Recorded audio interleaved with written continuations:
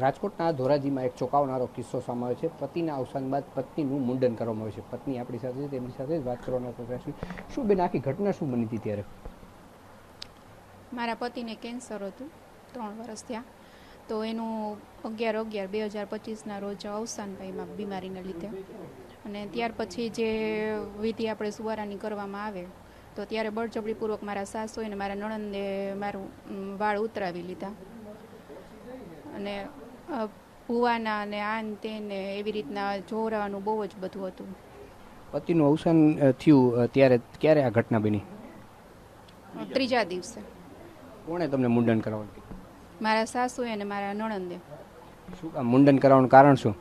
મુંડન કરાવવાનું કારણ એ કે તારા પતિ પાછળ જે કંઈ આપણે વિધિ કરી એ વિધિ કે પહોંચશે નહીં એમ કેવડાવીને બળજબરીપૂર્વક મુંડન કરાવી નાખ્યું.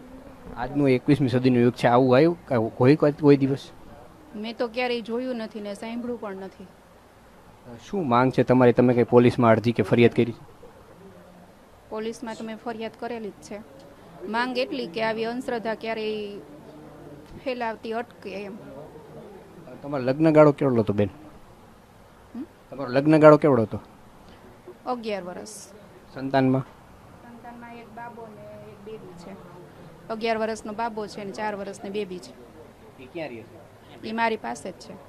હવે એ લોકો તમારી સાથે કઈ સંપર્ક કરે છે કે નહીં? નહીં, અત્યાર સુધી તો શરૂઆતમાં 2-3 મહિના સુધી સંપર્ક કર્યો, પછી ત્યાર પછી કે તમે શું કરો છો, છોકરાઓ શું કરે છે, કેવી રીતે જીવો છો, એવું કોઈ પણ જાતનો સંપર્ક નથી કરતા. હવે જે દીકરી સાથે અન્ય બન્યો તેના પિતા પણ આપણી છે, શું કહેશો? ઘટના શું બની હતી? શું તમને કેવી રીતના ખબર પડી? એ તો અમે તો ત્યાં ખરખરે ગયા ને ત્યારે ખબર પડી, અને માથે લુગડું બાંધ્યું હતું ને ત્યારે પછી પૂછ બોલાવી, પછી રોવા માંડી.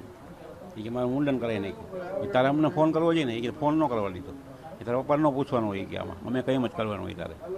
મુંડન કરાવી નાખ્યું. પછી આપણો મગજ તો છટકી ગયો, પણ કરવું શું? પછી અહીંયા એ ટાઈમે એટલું માણસો હોય, બેસણું હતું, 400-500 માણસ હતા, એમાં કેમ પછી આપણે બગાડવું એમ. અને અમે વે આવ્યા. પછી એને કીધું તો એ કે અમારી ભૂલ થઈ ગઈ. આ ભૂલ થઈ ગઈ તો હવે થોડા વાળ પાછા આવી જાય. એ કે અમારી ભૂલ થઈ ગઈ, તમે જેમ સમજો બીજું હું કીધું. અત્યારે મારા ભાભી 50 વર્ષ 60 વર્ષે મારા ભાઈ ગુજરી 70 વર્ષે, તોય મારા ભાભીએ કંઈ કરાવ્યું. અત્યારે આ સમયમાં છે જ નહીં ને આવું થોડું સતી પ્રથા છે કાંઈ. હવે આવું બધું કર્યું. પછી શું માંગ છે અમારી માંગ તો આ છોકરા જે બે છે ને એના માટે કીધું પૈસા દો. ત્યાં 2 કરોડની મિલકત છે એની પાસે.